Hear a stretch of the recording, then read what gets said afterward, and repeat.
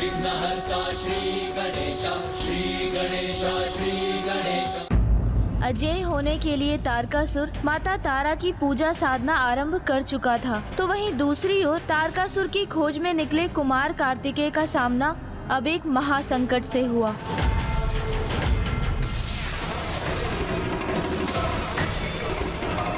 अरे ये क्या? मैं तो नीचे गिर रहा हूं अब।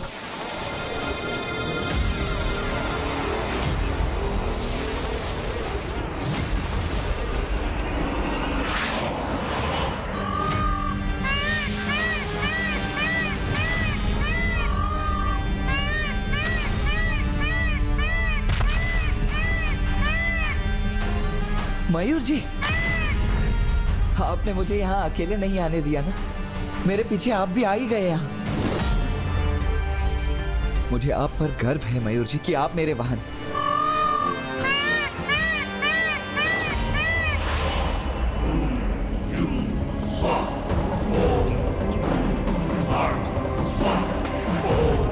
माता तारा, आपको प्रसन्न होना ही होगा। मेरी पूजा से आपको प्रसन्न होना होगा। दर्शन दीजिए मुझे माता, दर्शन दीजिए मुझे।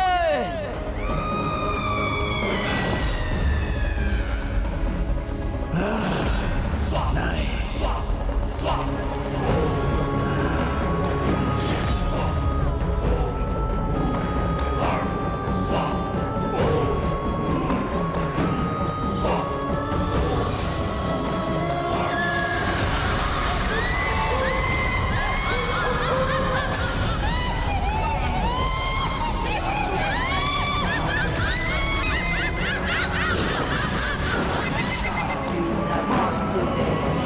अंतकारी मृत आत्माएं एवं भयंकर पिशाच तारकासुर के मंत्रोच्चारण के कारण अपने अपने स्थान से बाहर आ गए और वो अवसर प्राप्त करते ही तारकासुर को तार तार करने के लिए तैयार है।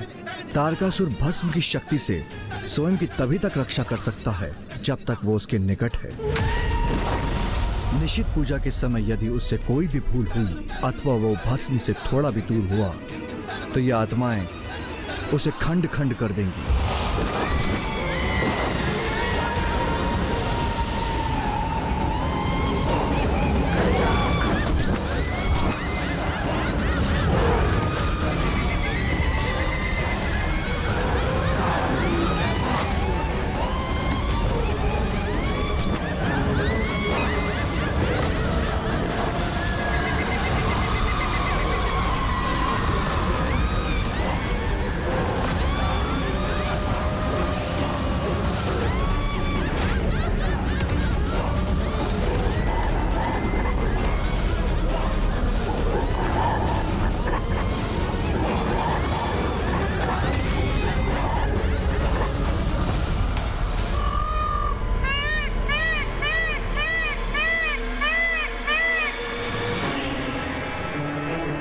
ये धूम्र अवश्य तारकासुर की पूजा के स्थान से ही उत्पन्न हो रहा है, जहां तारकासुर मां की निषिद्ध पूजा कर रहा है।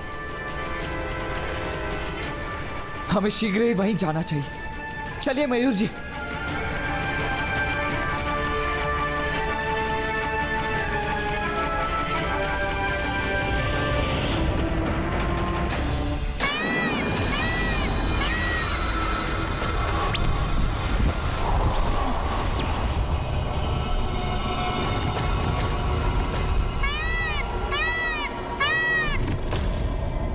देव सेनापति, तुम्हारे इस वाहन के साथ तुम्हारा अंत होगा यहाँ।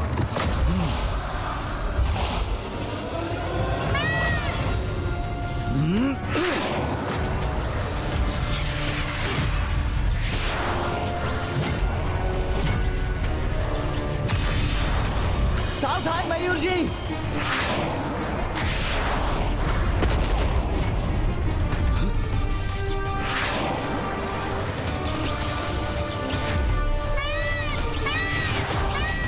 मयूर जी,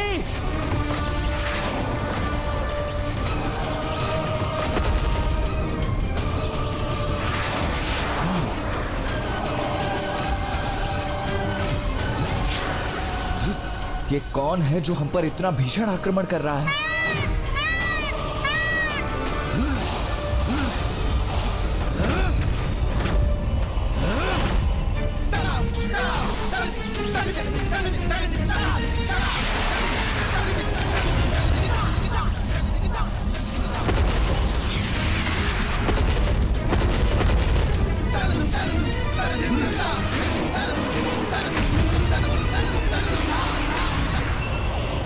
मयूर जी!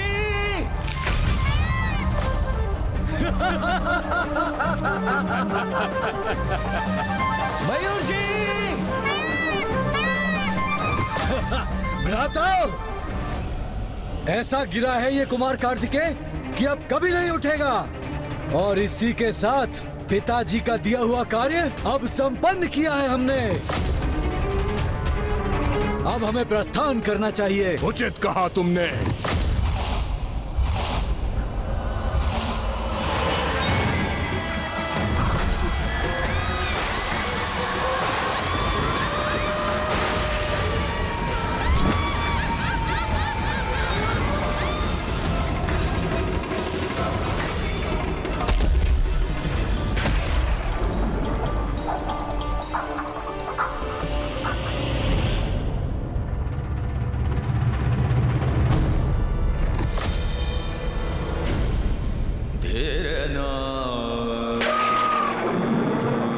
मयूर जी!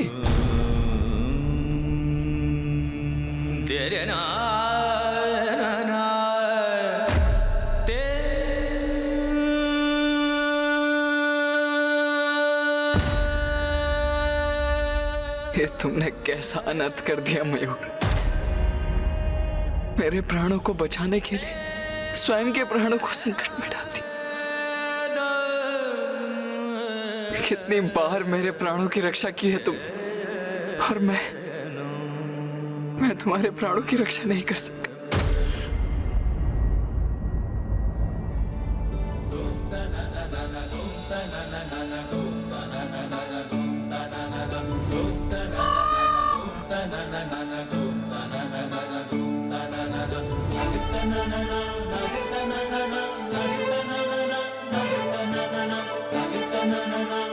मयूर, मयूर तुम सुरक्षित हो? पुत्र कार्तिकेय,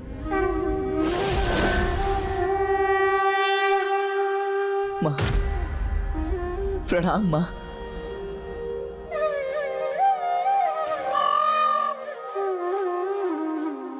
माँ देखिए ना, मेरा मयूर सर्वथा कुशल है, सर्वथा कुशल है मेरा मयूर।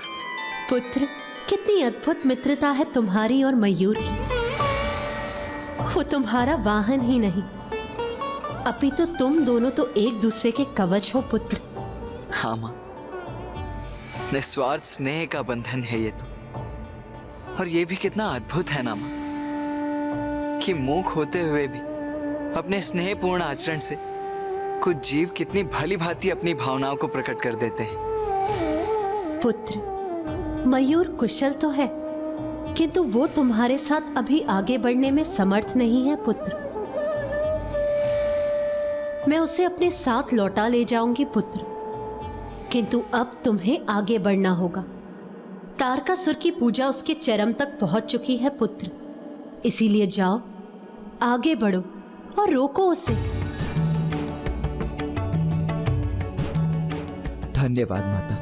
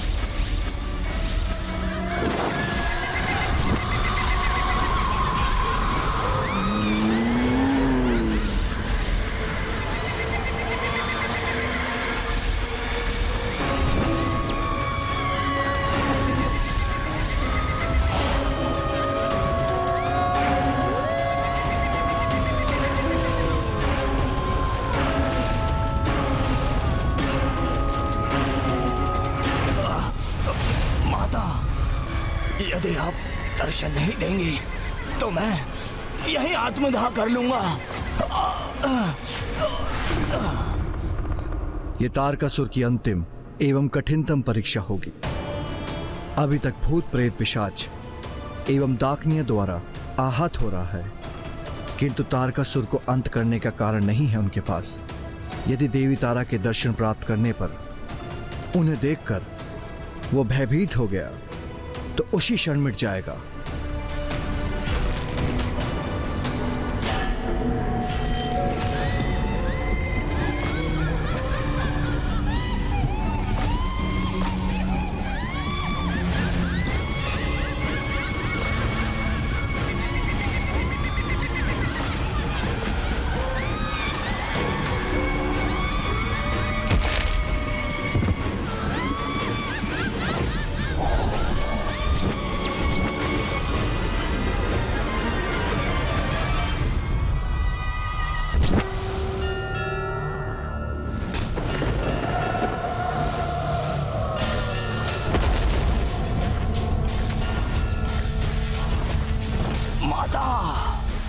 तारकासुर, बोल, क्यों आवाहन किया है मेरा?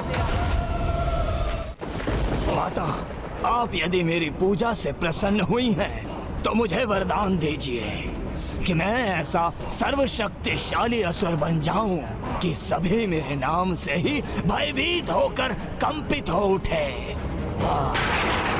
अपने इस रूप के अतिरिक्त एक नवीन रूप धारण करने में सक्षम होने हेतु तुम्हें इन अग्नि के लपटों में प्रवेश करना होगा। तभी तुम एक अति बलशाली विशालकाय दैत्य के रूप में परिवर्तित हो सकोगे। जाओ और जाकर इस अग्नि में प्रवेश करो। तथास्तु। धन्यवाद माता।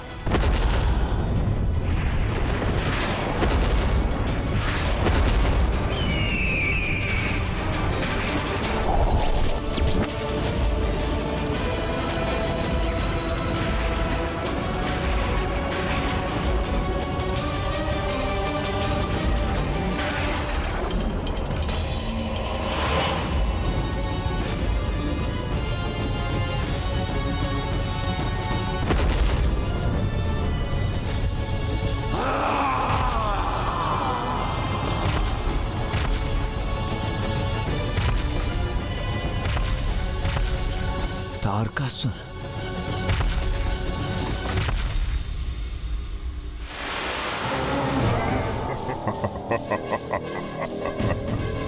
उचित समय पर आए हो देव सेनापति। तुमसे भेंट करने के लिए ही लाया था मैं।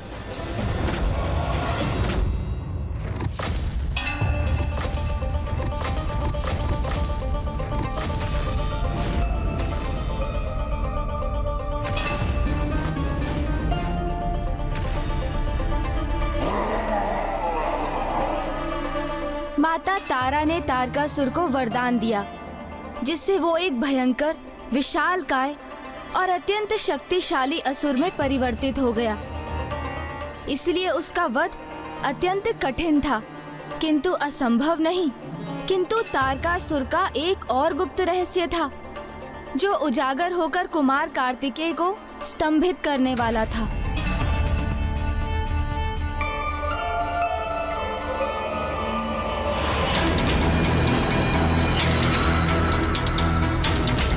तारकासुर ऐसे भयंकर रूप में?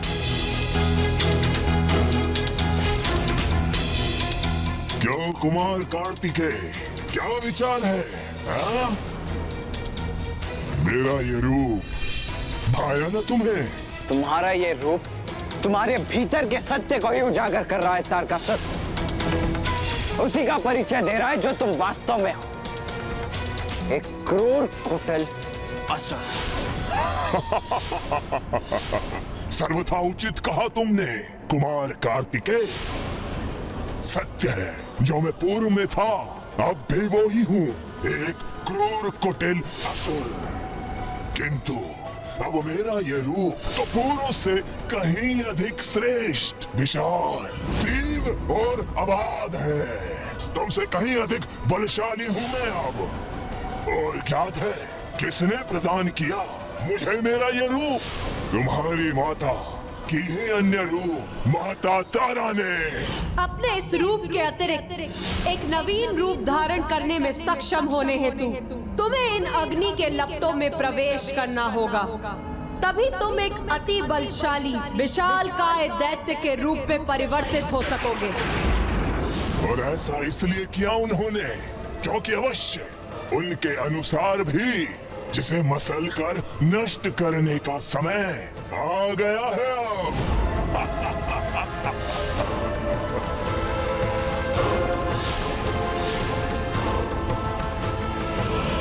तुम्हें दंडित होना चाहिए मुझसे, क्योंकि मेरी महानता के लक्ष्य में एक तुच्छ बाधा हो तुम, जिसे मसल कर नष्ट करने का समय आ गया है अब।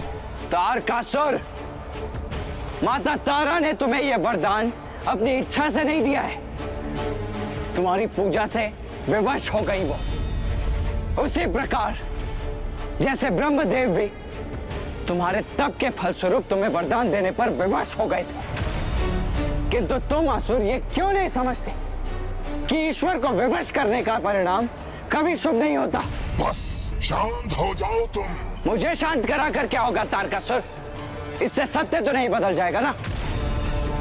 नवीन रूप हो या पुराना रूप, इससे तुम्हारी नियति कदापि परिवर्तित नहीं होगी। यदि इच्छा है तो अपने इस तथाकथित नवीन और श्रेष्ठ शरीर का प्रयोग करके भी देख ही लो दुष्ट तारकासुर। सत्य तो यही है कि मैं करूंगा तुम्हारा वध, यही तुम्हारी नियति है। बालक, मेरा उपहास, मेरा अपमान करने का दुस्साहस कैसे किया तुमने? मैं इसका दंड दूंगा तुम्हें।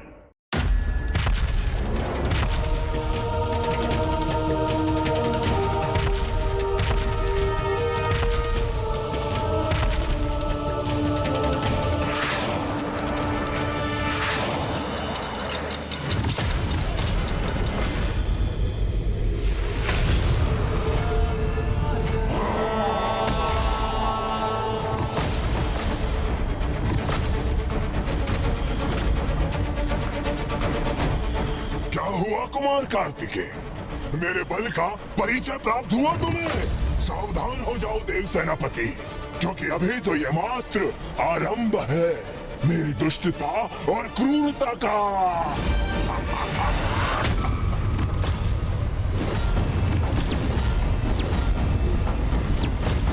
अब मैं मसल कर रख दूंगा तुम्हें।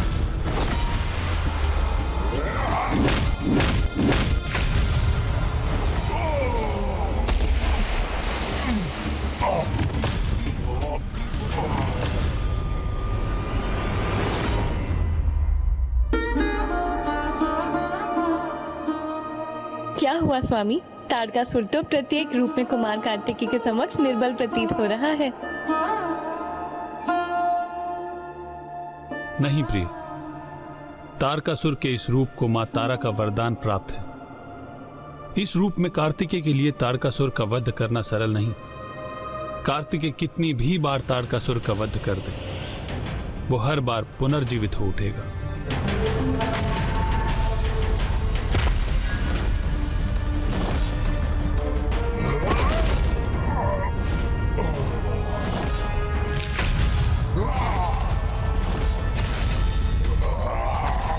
तुम्हारा अंत करने में बहुत आनंद आएगा मुझे महादेव पुत्र कुमार कार्तिकेय।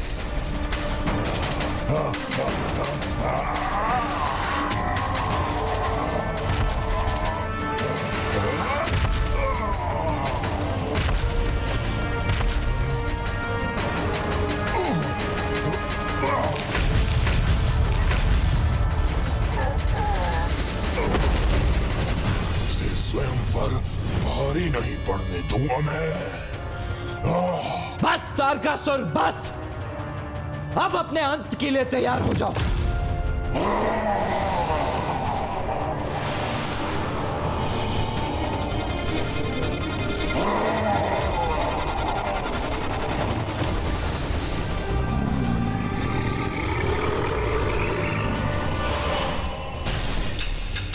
ये क्या स्वामी? तारकासुर तो अपने इस रूप में उड़ भी सकता है।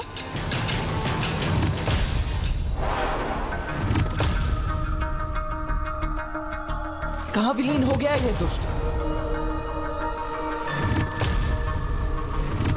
क्यों कुमार कार्तिकेय?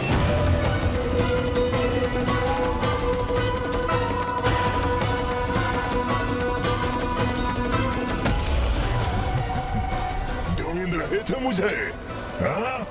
तारकासुर, तुम्हारी इस क्रीड़ा का अंत करूंगा मैं।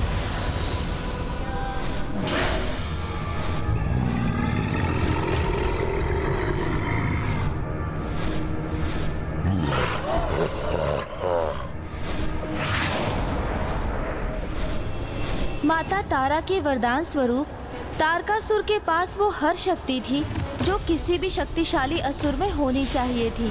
इसके अतिरिक्त तारकासुर के पास एक शक्ति और भी थी, उसके छल की शक्ति, जिसका कार्तिकेय के समक्ष कोई उत्तर नहीं था।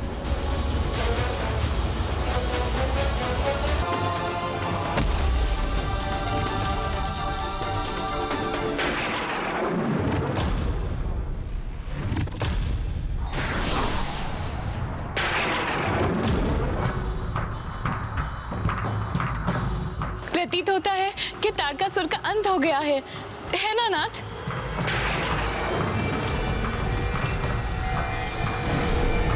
कुमार कार्तिकेय,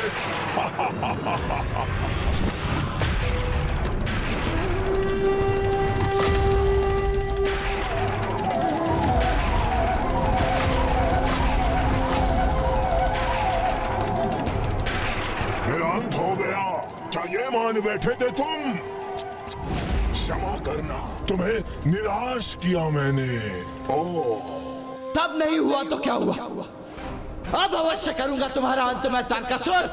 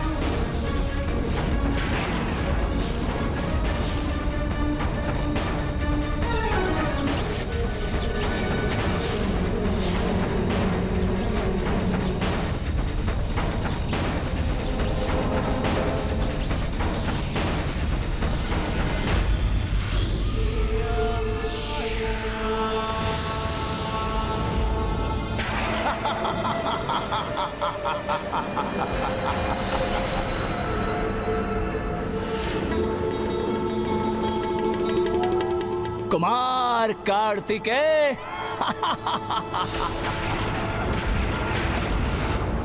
तुम समझते क्यों नहीं कि मेरा अंत असंभव है?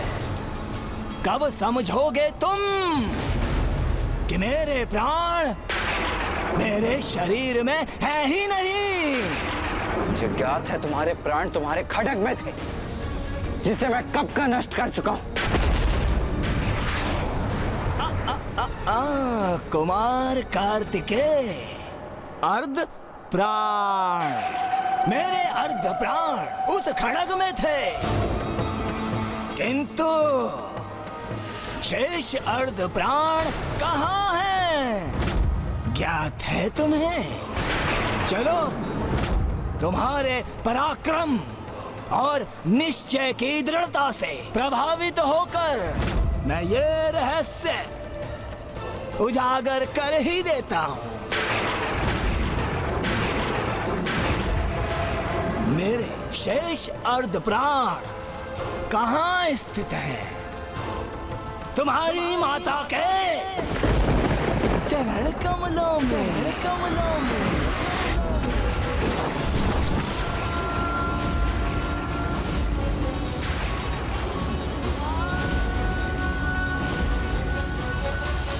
क्या हुआ? स्तब्ध रह गए ना तुम? अब कोई बोल नहीं फूट रहे तुम्हारे मुख से। निरुत्तर कर दिया ना मैंने तुम्हें, हाँ? निरुत्तर कर दिया।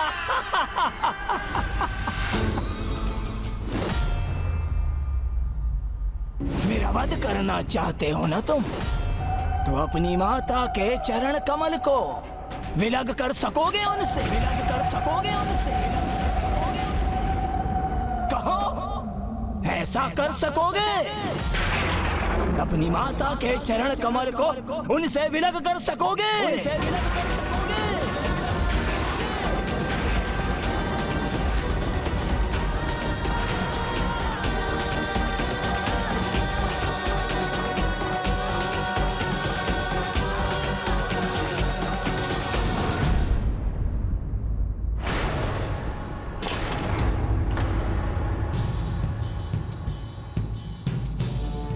कुमार कार्तिकेय को प्रस्थान किए हुए बहुत समय बीत चुका है। क्या हुआ होगा वहां? हाँ इंद्रदेव, यहाँ उनकी प्रतीक्षा करने में असहायता का आभास हो रहा है, और ये ज्ञात करने का भी कोई उपाय नहीं कि वो वहां कुशल तो हैं, कहीं उन्हें हमारी सहायता की आवश्यकता तो नहीं।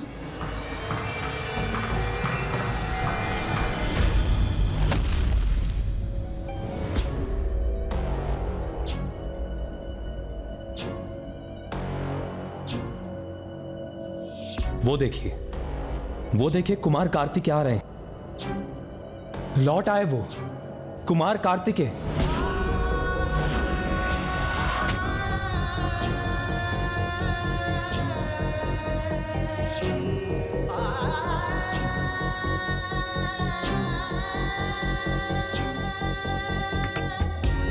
कुमार कार्तिकेय, हम सभी आपकी प्रतीक्षा कर रहे थे। आप कुशल तो है ना? बताइए ना कुमार कार्तिकेय, क्या हुआ वहां? आप तारकासुर की पूजा रोक सके? उसका वध किया आपने? ये कैसा अनुचित प्रश्न पूछ रहे हैं आप वरुणदेव? यदि कुमार कार्तिकेय लौट कर आए हैं तो अवश्य ही उन्होंने तारकासुर का वध कर दिया होगा।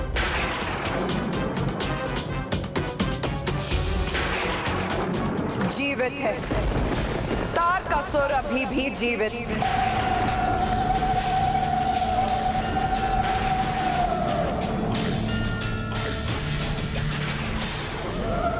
ये क्या कह रही है माता?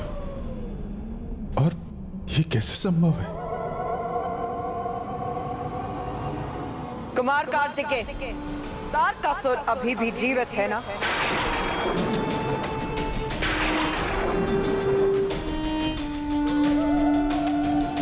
सत्य वचन, सत्य वचन।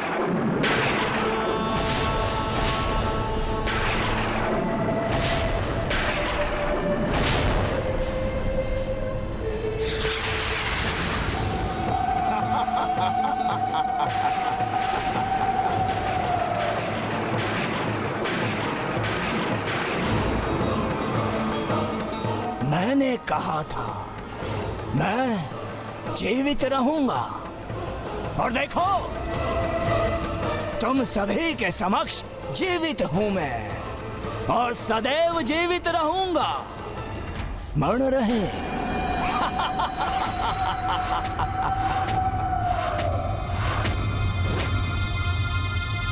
पूर्व में ही कहा था मैंने, इस बालक से युद्ध मत करवाओ, किंतु तुम सभी ने इस निरय बालक से युद्ध करवा कर मेरा धर्म भ्रष्ट करवा ही दिया, और इस बालक को अपनी पराजय स्वीकार करनी ही पड़ी। तारकासुर, कुमार कार्तिकेय तुम्हारा काल है, काल।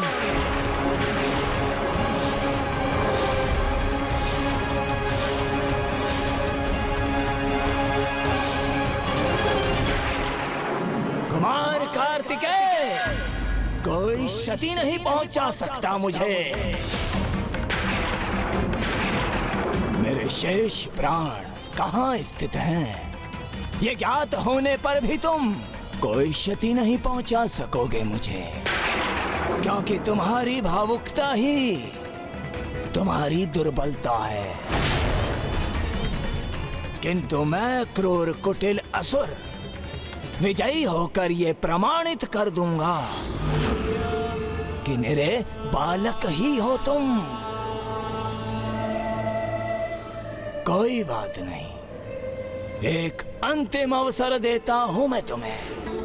जाकर मेरे शेष प्राण नष्ट करो, अन्यथा शोणितपुर के उत्तर में स्थित स्वर्ण सरोवर के तट पर आकर मेरे द्वारा अपने अंत के लिए तैयार हो जाओ। इन देवताओं के समक्ष तुम्हारा अंत करने में मुझे अत्यंत आनंद आएगा। अत्यंत आनंद आएगा।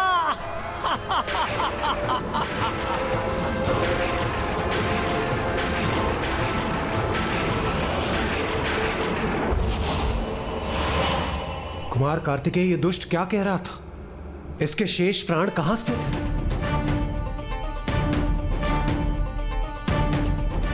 हाँ कुमार कार्तिकेय, बताइए ना। मेरी माता के चरण कमलों में इसका वध करने हेतु मुझे उनके चरण कमलों को उनके तन से विलग करना होगा।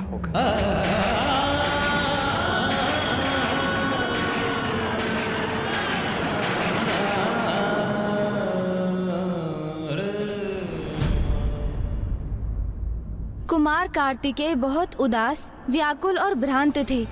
अपनी आंतरिक वेदनाओं से ग्रस्त थे और इसका आभास देवताओं को भी हो गया था। और देवता भी अत्यंत विचलित थे और देवताओं को भी ये समझ में आ गया था कि कुमार कार्तिकेय को सर्वप्रथम अपने आंतरिक संघर्षों पर विजय प्राप्त करनी होगी। इसलिए देवता भी अपने अपने निवास लौट गए। कुमार कार्तिकेय इस समय अत्यंत कठिन पड़ाव पर थे। अपने भीतर उमड़ रही कर्तव्य और भावनाओं के मध्य संघर्ष से जूझ रहे थे। अब देखना तो ये था कि इन दोनों में से विजय किसकी होने जा रही थी।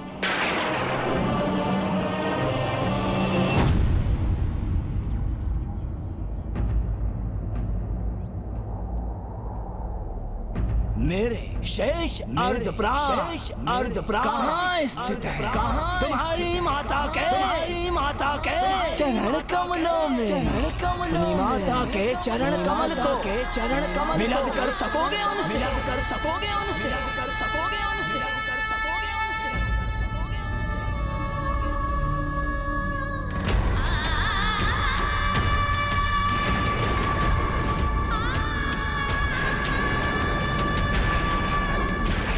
जाओ, जाकर विजय प्राप्त करके आओ। कुमार कार्तिकेय की, कुमार कार्तिकेय की, कुमार कार्तिकेय की, कुमार कार्तिकेय की, कुमार कार्तिकेय की, कुमार कार्तिकेय की, कुमार कार्तिकेय की। पुत्र जिसमें मेरी समस्त शक्ति समाहित है, मेरी शक्ति का प्रतीक मेरा दंड सदा तुम्हारे साथ रहेगा और इस प्रकार मैं भी सदा तुम्हारे साथ बनी रहूंगी।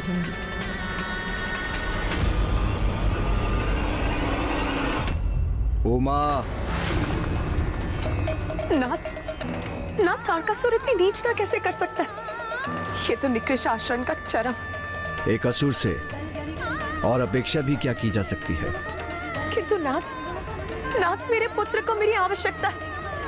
देखिए वो तो निराशा के भंवर में जैसे डूबता ही जा रहा है। मुझे जाकर उसका मार्गदर्शन करना चाहिए। नहीं उमा,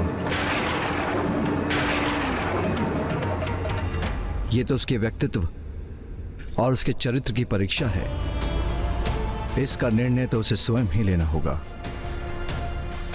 अपने प्रति संपूर्ण निष्ठा से इस प्रश्न का उत्तर उसे स्वयं ढूंढना होगा।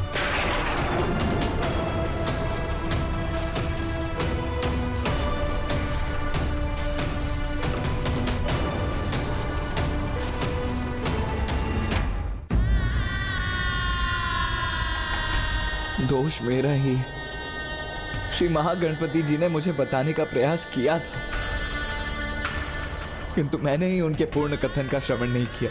उचित तो यही होगा कि उस खड़क को प्राप्त कर उसे नष्ट करने का तुम्हारा मुख्य उद्देश्य तारकासुर से छिपा ही रहे। और उचित सर्वप्रथम हम उस खड़क को ही ढूंढेंगे। और अब ये कैसी दुविधा में उलझ गया हूं मैं। अब इसे कैसे सुलझाऊं मैं? क्या करूं? क्या करूं मैं?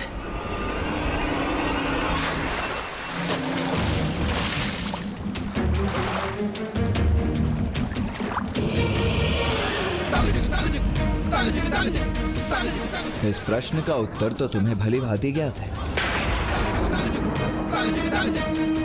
नहीं, कुछ नहीं ज्ञात है मुझे। एक पुत्र अपनी माता को कष्ट कैसे पहुंचा सकता है? मैं जो कुछ भी हूं अपनी मां के कारण ही तो हूं। फिर उन्हें कष्ट पहुंचाकर मैं स्वयं की दृष्टि में कितना गिर जाऊंगा, मैं इसकी कल्पना भी नहीं कर सकता। नहीं कर सकता।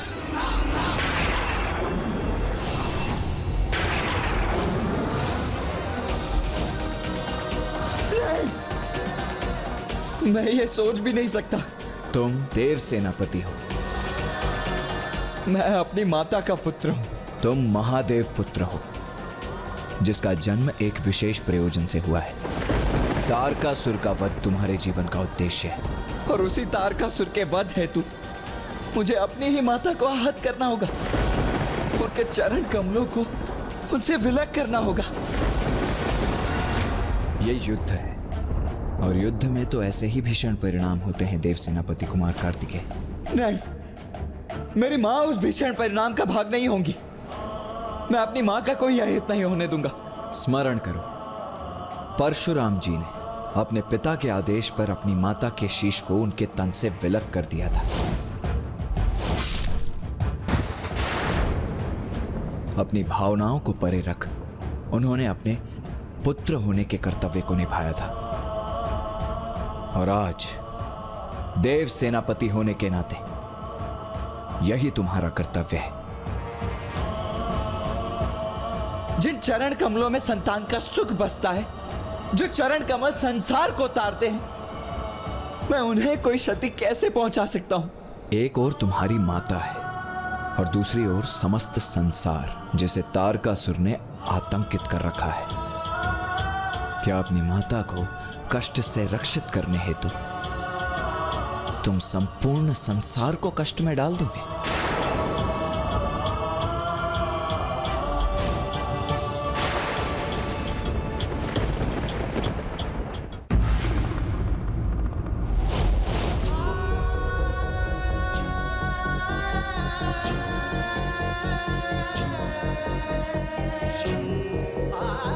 ओम नमः शिवाय। ओम नमः शिवाय।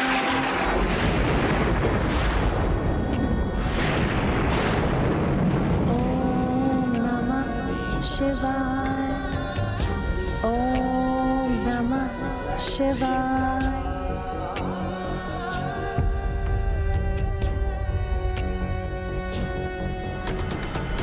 रुक क्यों गए पुत्र?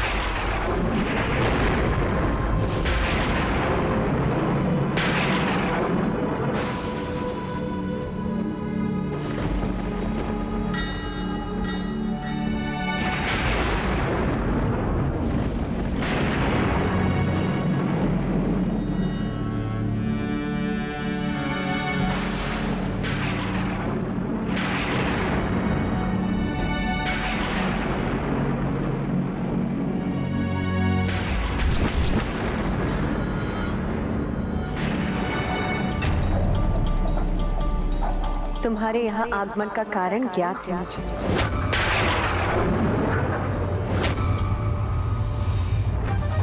तो तुम दुविधा में क्यों? जो अनिवार्य है वो करो।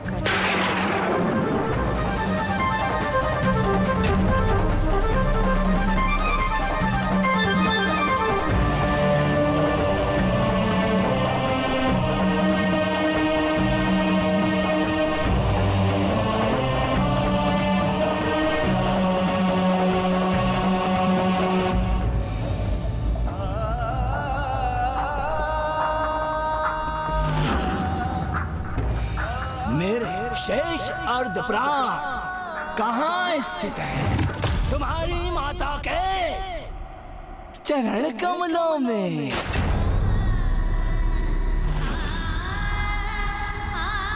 मेरा वध करना चाहते हो ना तुम, तो अपनी माता के चरण कमल को विलग कर सकोगे उनसे?